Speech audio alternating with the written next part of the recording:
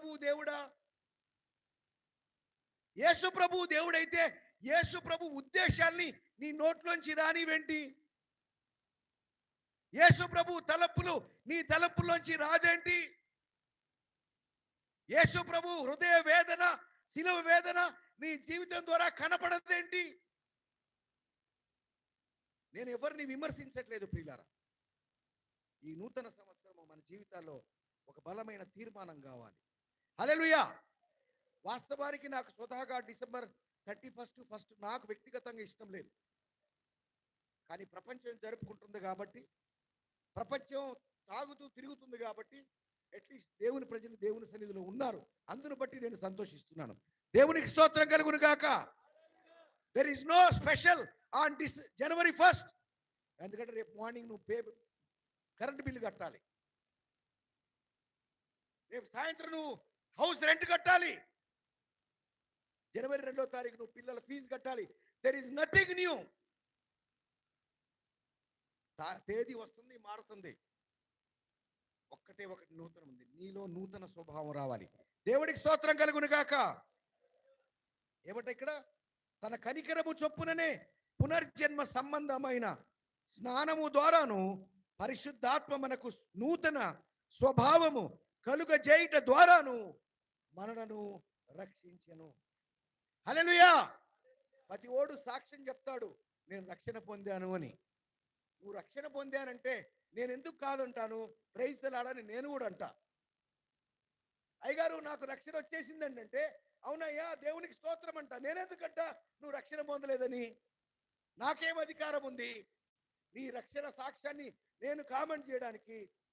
ఏ pastor గారికి అధికారం ఉంది నీ రక్షణ సాక్ష్యాన్ని తక్కువ చేయడానికి? నువ్వు ఆలోచించుకో, నీలో నూతన స్వభావం ఉందా?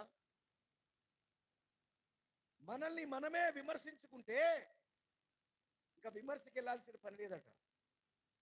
అసలు మన బతుకుని మనం చూసుకోకపోతే ప్రతి చోట విమర్శింపబడుతూనే ఉంటాడు. వీడు రక్షింపబడ్డాను సాక్షి చెప్తాడు, అటు పోయి బీడీలు తాగుతాడు. ఇక్కడ రక్షణ సువార్త చెప్తాడు, ఆడిపోయి సినిమా పాటలు వింటుంటాడు. సాక్ష్యం పోతుంది కదా. సో దేవుడు మనల్ని నూతన స్వభావము కలుగ చేయటం ద్వారా, పరిశుద్ధాత్మ దేవుడు మనకు నూతన స్వభావం కలగజేయడం ద్వారా మనల్ని రక్షించాడట. దేవునికి స్తోత్రం కలుగును గాక. హల్లెలూయా.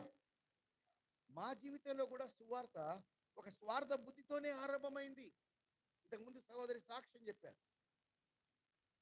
నేను ఇంజనీర్ 23వ ఏట నుంచి నాకేమి కొదువు లేదు, కానీ అత్యాశ. ఈ లోకమంతా అత్యాశతోనే ఉంది.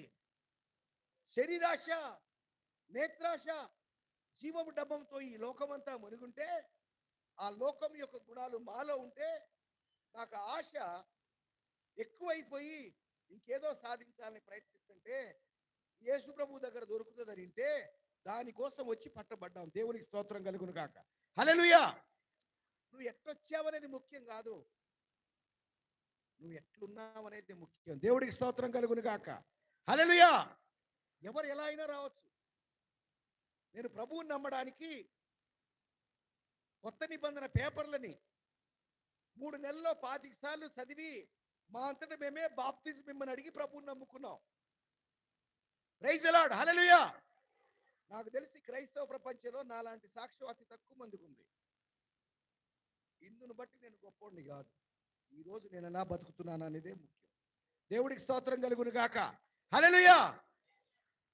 సాక్ష్యం మంచిదే, అది పాతది, ప్రస్తుతం చాలా ప్రాముఖ్యం. డిసెంబర్ 31 అది ఓకే. ఇప్పుడు జనవరి 1 నుంచి నువ్వు ఎలా ఉంటావు అనేదే చాలా ప్రాముఖ్యం. ఫిలిప్పీలకు రాసిన పత్రిక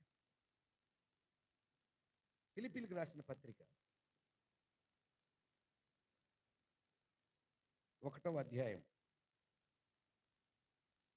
2వ అధ్యాయం 12 నుంచి, దీంతో నేను ముగించేస్తాను. కాగా నా ప్రియులారా మీరెల్లప్పుడూ విధేయులై ఉన్న ప్రకారము నా ఎదుట ఉన్నప్పుడు మాత్రమే కాక మరి ఎక్కువగా నేను మీతో లేని ఈ కాలమందును భయముతోను భయముతోను వణకుతోను మీ సొంత రక్షణను కొనసాగించుకొనుడి. దేవునికి స్తోత్రం కలుగును గాక. అయ్యగారు, ఇంతకు ముందు మీరు నూతన స్వభావం ద్వారా రక్షణ పొందారంటారు కదా. అమ్మయ్య, నాకు